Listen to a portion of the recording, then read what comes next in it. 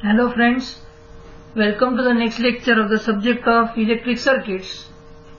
In last lecture, we have discussed the steps to find out the current or voltage using Thevenin's theorem, then discuss the definition of Thevenin's equivalent voltage and Thevenin's equivalent resistance, and also discuss the statement of Thevenin's theorem. So in today's lecture, we are going to see one example network, that how to find out current through a particular branch using Thevenin's theorem. Okay, so first of all, recall these steps. The step 1 is remove the branch through which the current is to be obtained. Then step 2 is we have to calculate the open circuit voltage at that point. At third stage, we have to obtain the Thevenin's equivalent resistance RTh, and then at the fourth stage we have to draw the Thevenin equivalent circuit using the removed branch to find out the current flowing through that particular branch. Okay, so let us see an example network. You will understand that how to find out the current using Thevenin's theorem. So this is your given circuit here, this is your given circuit, and this is your final circuit. That is, we have to derive this circuit, circuit number F, Thevenin's equivalent circuit, from the given circuit, to find out the current flowing through this R2 branch. So what may be the question? The question can be designed in such a format. Question असा design करू शकतो आपण की find out current flowing through resistance R2 using Thevenin's theorem. What will be the question? Find current flowing through resistance R2 using Thevenin's theorem. So this is your R2. This is your R2. And we have to find out current flowing through this R2, value of that current by using Thevenin's theorem. So my main aim is to find out the current I2 using this Thevenin's equivalent circuit. आपल्याला या सर्किटला या Thevenin's equivalent circuit मध्ये convert करायचं आहे आणि मग R2 ची व्हॅल्यू फाइंड आउट करायची. But how to reach this step directly नाही आहे, म्हणजे इथून हे केलं आणि डायरेक्टली असं अरेंज केलं म्हणजे आपल्याला Thevenin's equivalent सर्किट मिळेल असं नाहीये. याच्यामध्ये सुद्धा काय स्टेप्स आहेत, there are some steps in between them. So how to obtain this circuit from given circuit, we will see step by step now. See here, I have to find out current flowing through this branch AB. This is my given network and I have to find out the current flowing through this resistance R2. So what is the first step? First step is remove the branch through which the current is to be obtained. I have to find out current through this branch R2. So in first step I am removing that branch. ती branch मी काढून टाकली, R2 ची branch मी काढून टाकली. Next second step काय? Calculate the open circuit voltage VOC or VTH. Thevenin's voltage किंवा open circuit voltage find out करायचंय. मग याच्या अक्रॉस ओपन सर्किट आपल्याला VOC जे काही मिळेल हे circuit solve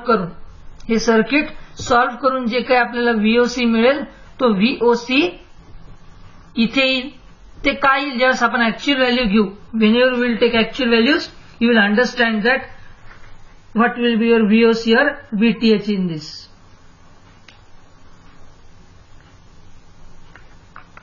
okay, so VOC VTH find out केला.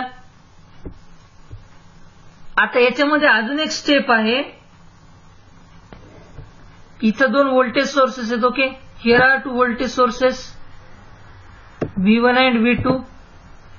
While solving Thevenin's theorem, it is most important that replace these voltage sources by short circuit, and if there here current sources are present, then replace it by open circuit.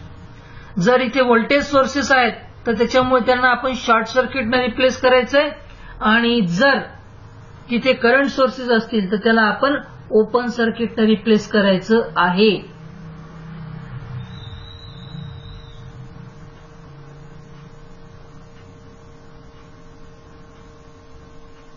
हे सगळ्यात महत्वाचं आहे Thevenin's मध्ये solve करताना ही step. Okay, एक additional step लिहून घ्या. कशाच्या नंतर? स्टेप नंबर 2 नंतर calculate the open circuit voltage VOC और व्हीटीएच नंतर ही एक ऍडिशनल स्टेप लिहून घ्या की for voltage sources they should be replaced by short circuits and for current sources they should be replaced by open circuits. इथं note पण दिलेली कशामुळे व्होल्टेजला शॉर्ट सर्किट आणि करंटला ओपन सर्किटने रिप्लेस करायचंय. See, for an ideal voltage and current sources the internal resistances are 0. For voltage source internal resistance 0 असतो and for current source it is infinite. Hence an ideal voltage source is replaced by short circuit whereas current source is replaced by open circuit.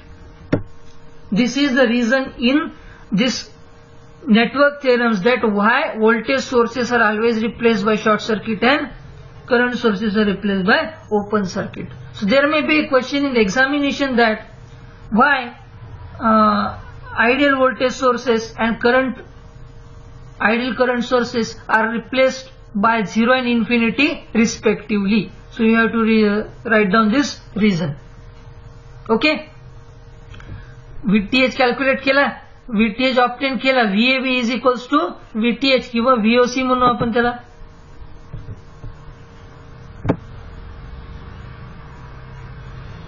ही झाली तुमची second step. Third step मध्ये काय केलं आपण?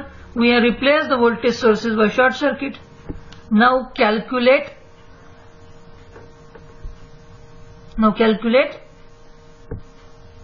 RTH.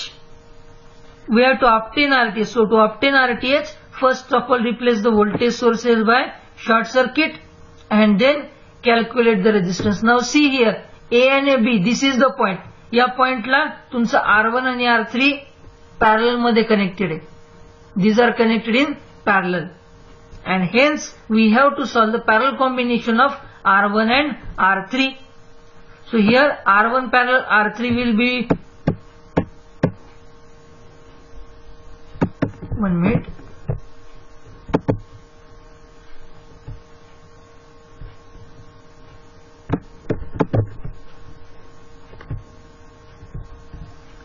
R1 parallel R3. We have to solve the parallel combination and you know the formula for parallel combination is R1 into R3 divided by R1 plus R3. So you will get the Thevenin's equivalent resistance RTH. So this is your RTH. Okay, we have calculated the RTH. Now put the load resistance or the branch which we have removed initially in this circuit. जी branch आपण काढली जिथे across आपल्याला current find out करायचा आहे ती branch आपण इथे परत वापस कनेक्ट करायची आहे AB पॉइंटला आणि ही इथं तुमचा लोड रेजिस्टन्स म्हणून ऍक्ट होईल. This branch will act as a load resistance for this equivalent circuit. Okay, now we can calculate the current I2 flowing through this branch R2 using this formula. I2 is equals to VOC divided by RTH plus R2. And in this way, I have calculated the current flowing through resistance R2. Similar step we have to use while solving the numericals. When we will try to solve the numerical, you will understand that what are these steps. ह्या steps परत इथे तुमच्या लक्षात येतील की कशा प्रकारे आपल्याला हे सॉल्व्ह करायचं आहे. ओके, हे त्याचं डायग्राम आहे आणि हे राईट हँड साइडला जे तुम्हाला दाखवलं आहे त्याचं एक्सप्लेनेशन आहे त्या डायग्रामचं की कशा प्रकारे आपण RTH कॅल्क्युलेट करतो, VOC कॅल्क्युलेट करतो. And keep in mind this note point. This note point you have to keep in mind that for ideal voltage sources your internal resistance is 0, and your voltage source is short circuited, and for current sources your internal resistances are infinite, and hence ideal current sources are replaced by open circuit. Okay. So next we will move to the next point. This was an example network. When we will take the numerical, you will understand this example, that how to calculate the current flowing through the circuit using Thevenin's theorem. Okay, we will move to the next point, that is the implications of the Thevenin's theorem. Implications of the Thevenin's theorem. So what is the implication? What is implication?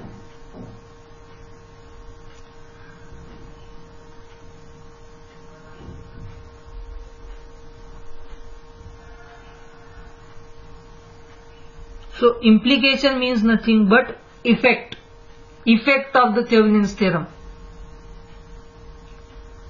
or how this Thevenin's theorem is effective in calculating the current or voltage parameter in a DC network circuit.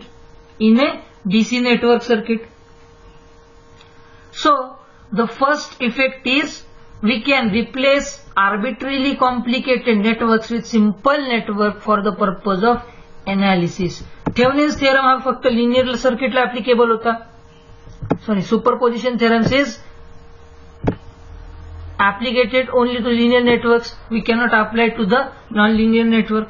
But regarding this Thevenin's theorem is applicable to both linear as well as non-linear network. Hence, whatever complex circuit we are getting, we can reduce it to simple network for our analysis using this Thevenin's theorem. जसं superposition theorem फक्त linear सर्किटला applicable होता, थेव्हनिन्स हा linear आणि non linear दोघांसाठी applicable आहे. मग त्याच्यामुळे होतं काय की जे कॉम्प्लेक्स नेटवर्क आहेत, कॉम्प्लेक्स सर्किट आहेत, त्यांना आपण आपल्या अनालिसिससाठी सिंपल नेटवर्क मध्ये कन्वर्ट करू शकतो. हे फक्त थेव्हनिन्स थेरमनी पॉसिबल आहे. म्हणून थेव्हनिन्स थेरमचा सगळ्यात मोठा इफेक्ट आहे. थेव्हनिन्स थेरम हा खूप इझियर पडतो आपल्याला. नेक्स्ट आहे की we can use Thevenin's theorem to justify the concept of input and output resistance of the amplifier circuit.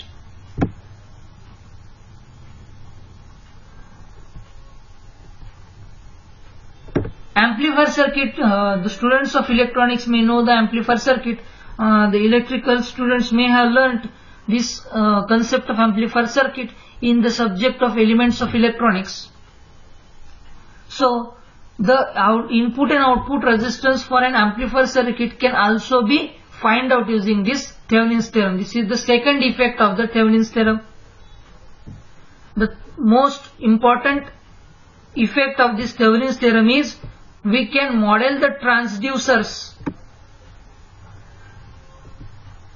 in the form of equivalent sources and resistance.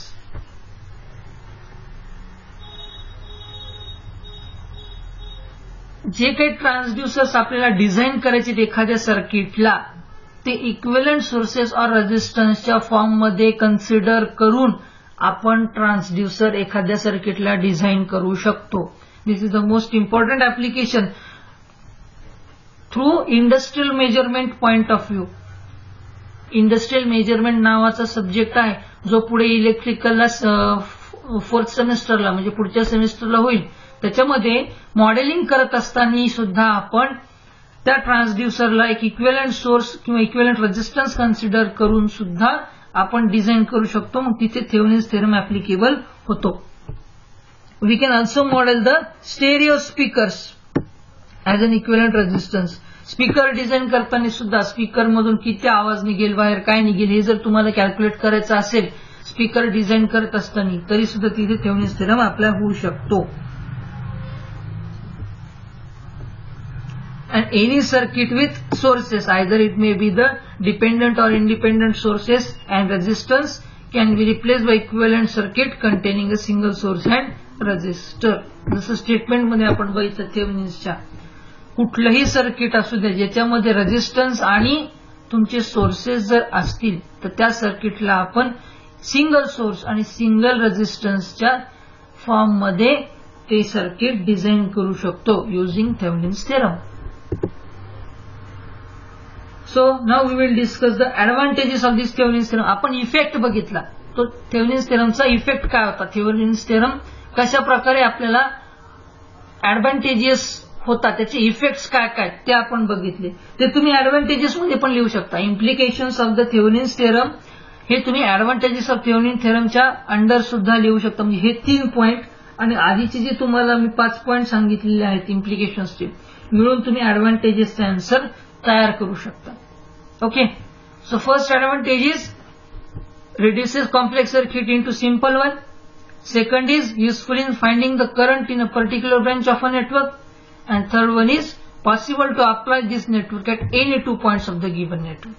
कुठल्याही 2 पॉइंट मध्ये आपण थेरम अप्लाय करून कुठल्याही ब्रँचच्या अक्रॉसचा करंट आपण फाइंड आउट करू शकतो. हा एक ऍडव्हान्टेज आहे थेवेनिन्स थेरमचा. ओके, नेक्स्ट आपण डिस्कस करतो की ड्रॉबॅक्स काय काय थेवेनिन्स थेरमचे. See every theorem, every system may have some disadvantages, some drawbacks. So like that Thevenin's theorem is also having some drawback. Advantages जसे बघितले आपण तसे त्याचे ड्रॉबॅक्स ही बघतो, डिसएडव्हान्टेजेस ही बघतोय. So the first disadvantage is Thevenin's theorem is not applicable to the networks containing unilateral elements. Statement बघा Thevenin's theorem. What is the statement? Any network containing active or passive element or one or more dependent voltage or current source can be replaced by the equivalent network containing a voltage source and a series resistance. याच्यामध्ये कुठे unilateral bilateral शब्द लिहिलेला नाहीये. त्याच्यामुळे आपण consider करतो की unilateral एलिमेंट्सला सुद्धा थेवेनिन्स थेरम ऍप्लिकेबल आहे. But the most important disadvantages from the point of view of this Thevenin's theorem is it is not applicable to the unilateral elements. For example, diode, ज्याच्यातून एकाच direction मध्ये current flow होतो अशा एलिमेंट्सला, अशा सर्किट्सला Thevenin's theorem applicable नाही. Most important drawback. Second drawback, it is not applicable to the circuits consisting of load in series or parallel with dependent or controlled sources. Dependent sources मध्ये, dependent sources for example dependent voltage source मी तुम्हाला इथे साइडला दाखवतो. अशा symbol मध्ये जो sources दाखवला जातो this is called as dependent voltage source. आणि डिपेंडंट व्होल्टेज सोर्सची व्हॅल्यू तुमची इथे समजा 8 VC, 3 VC, 5 VC, 5.5 VC अशी असते. नॉर्मल व्होल्टेज सोर्स जो असतो तो आपला 8 व्होल्ट, 5 व्होल्ट, 3 व्होल्ट असं दाखवतो. VC म्हणजे तो एक व्हेरिएबल आहे. फॉर एक्झाम्पल VC तुमचा जर इनपुट सोर्स असेल तर 8 टाइम्स ऑफ इनपुट सोर्सेस म्हणजे तुमचा हा डिपेंडंट व्होल्टेज सोर्स आहे आपण असं कन्सिडर करतो. किंवा त्या ब्रँचच्या अक्रॉस जे काही व्होल्टेज येईल आपल्याला VC, फॉर एक्झाम्पल इथं C ब्रँच असेल, त्या ब्रँचचं जे काही व्होल्टेज असेल VC into 8 this is called the dependent voltage source. हे काय डिपेंडंट व्होल्टेज सोर्स वगैरे ते आपण मी तुम्हाला नेक्स्ट थेवेनिन्स थेरमचं आपलं ज्यावेळेस न्यूमेरिकल कम्प्लीट होतील त्यावेळेस मी तुम्हाला डिपेंडंट सोर्सेसचा कन्सेप्ट एक्सप्लेन करेन.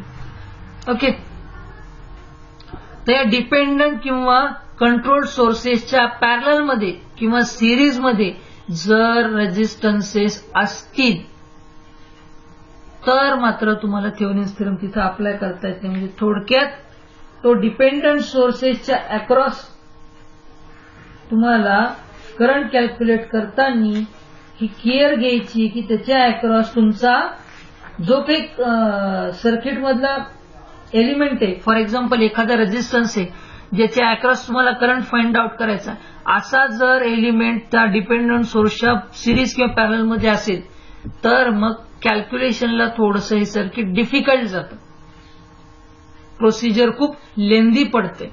म्हणून थेव्हनिन्स थेरम अशा ठिकाणी अप्लाय होत नाही. हा त्याचा दुसरा ड्रॉबॅक आहे. Third drawback is not applicable to the networks containing non linear elements. आता बघा इथे गंमत बघा, सुपरपोजिशन लिनियरला ऍप्लिकेबल होता आणि थेव्हनिन्स सुद्धा लिनियरला ऍप्लिकेबल होतो. नॉन लिनियर मध्ये त्याचं काम येत नाही. नॉन लिनियर मध्ये डायोड, ट्रान्झिस्टर वगैरे असे जे नेटवर्क्स आहेत ते सगळे याच्यासाठी थेव्हनिन्स थेरम ऍप्लिकेबल नाही. म्हणजे आपण जे काय अझम्पशन्स आतापर्यंत करत होतो की तो नॉन लिनियरला अप्लाय होतो, तो नंतर युनिलॅटरलला ऍप्लिकेबल होईल, हा इथे ड्रॉबॅक मध्ये आपल्याला क्लिअर कट दिसतो की तुम्हाला थेव्हनिन्स थेरम तिथे ऍप्लिकेबल होत नाही. म्हणजे ऍप्लिकेबल होत नाही म्हणजे तुमचं सर्किट कॉम्प्लेक्स होतं, तुम्हाला तिथं करंटची व्हॅल्यू कॅल्क्युलेट करायला प्रोसिजर ही कमीत कमी 4 ते 5 पानं तरी वापरावे लागत असणार आहे. त्याच्यामुळे थेव्हनिन्स थेरम अशा ठिकाणी ऍप्लिकेबल नाही. जे तो फक्त लिनियर बायलॅटरल सर्किटला आहे. स्टेटमेंटमध्ये तर असं काही मेन्शन केलं नाही सर, मग हे काय स्टेटमेंटमध्ये मेन्शन नाही केलं पण ड्रॉबॅक्स मध्ये तर आपण मेन्शन करतोय की थेव्हनिन्स थेरम हा फक्त लिनियर बायलॅटरल सर्किटला ऍप्लिकेबल आहे. आणि मोस्ट इम्पॉर्टंट ड्रॉबॅक आहे त्याचा की मॅग्नेटिक कपलिंग ज्या ठिकाणी येते लोड आणि तुमच्या बाकीच्या सर्किटमध्ये मॅग्नेटिक कपलिंग म्हणजे थोडक्यात इंडक्टन्स म्हणूया आपण. ज्या सर्किटमध्ये इंडक्टन्स असेल अशा ठिकाणी थेव्हनिन्स थेरमचं ऍप्लिकेशन करता येत नाही. We cannot apply the Thevenin's theorem where the magnetic coupling or inductance coil is placed between load and other circuit elements. So for that circuit, application of Thevenin's theorem is not applicable. This is the drawbacks of this Thevenin's theorem. Now applications is it makes possible to convert a complicated network to simple equivalent network. So we can determine voltage, current and power using this Thevenin's theorem as like superposition. Next, it is used to justify the concept of input and output resistance of the amplifier circuit. This is the application and this is the point where we cannot apply the Thevenin's theorem.